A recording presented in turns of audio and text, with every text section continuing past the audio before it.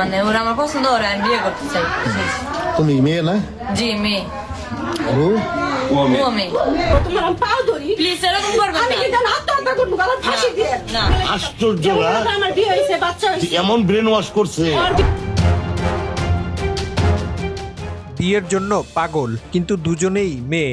বাড়ি থেকে পালানোর সময় ধরা পড়েন এলাকাবাসীর কাছে। এমনই চাঞ্চল্যকর ঘটনার জন্ম দিয়েছেন এই দুই তরুণী। এটাই আজকের অবক্ষয়ের গল্প। মেয়েকে নিতে চাইছে, সেই জায়গায় মাকে নিয়ে ফোন করছে। আমার নাম তামান্না আক্তার ঝিলি। আমার আব্বুর নাম মোহাম্মদ উজ্জ্বল মাহমুদ। আমার আম্মুর নাম মোসাম্মদ জেসমিন মাহমুদ।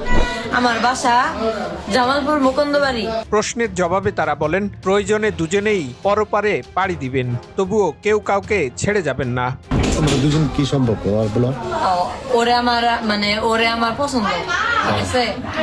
পরিবারের লোকজন হাতে পায়ে ধরেও তাদেরকে আলাদা করতে পারছেন না। এ সময় মা বলেন, আমি কিন্তু নিজেই নিজের প্রাণ নাশ করব। এমন কথা শুনেও তাদের মন গলেনি। আপনি বলেন। তুমি একটা মেয়ে না? হ্যাঁ আপনি বলেন। তুই একটা মেয়ে না? হ্যাঁ। তুই কি ছেলে? আমি রবাবটা কি তোমার দিতে পারবা? পাওয়া যায় না, কোনোদিন পাওয়া যায় না। যদি পাওয়া যেত, কি আমি বললাম না কিছু? কথাটা শোনো, পাওয়া গেলে আশ্চর্য না? আমার বিয়ে হয়েছে, বাচ্চা হয়েছে। এমন ব্রেন ওয়াশ করছে। ওর বিয়ে হয়েছে, বাচ্চা হয়েছে। তোমার বিয়ে হবো, তোমার বাচ্চা হবো। ওর বিয়ে হবো, আর বাচ্চা হবো। এ সময় একজন আরেকজনকে জড়িয়ে ধরে রাখতে দেখা যায়। বলেন তাদেরকে বিরক্ত না করতে, তারা তাদের মতো করে বাঁচতে চান। তোমার আমি পাও ধরি। প্লিজ এরকম করবেন আমি না। কিন্তু আত্মহত্যা করবো, গলায় ফাঁসি দিয়ে। না। আমি সবাই তুমি কিন্তু মেয়ে, কিন্তু বুঝো কারণ আমার দুইটা সংসার, আমার বাচ্চাটার জীবন তুমি নষ্ট করে ওর ব্যাপারে ডাক দে।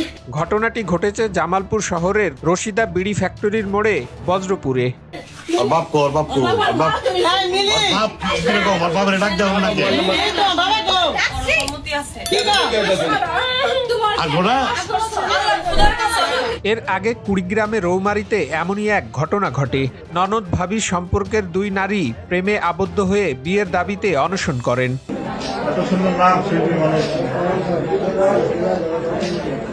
অনশন চলাকালে তারা সামাজিক স্বীকৃতি ও নিরাপত্তার দাবিতে দৃঢ় অবস্থান নেন।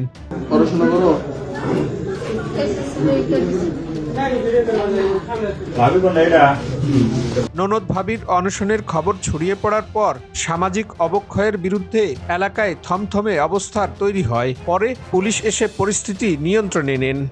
ভাই গার্মেন্টস চাকরি করে। বাস্তবের মুখোশ উন্মোচন, এটাই আজকের অবক্ষয়ের গল্প। এমন বাস্তব অবক্ষয়ের গল্প জানতে চ্যানেলটি সাবস্ক্রাইব করুন আর আপনার মূল্যবান বক্তব্য তুলে ধরুন কমেন্ট বক্সে।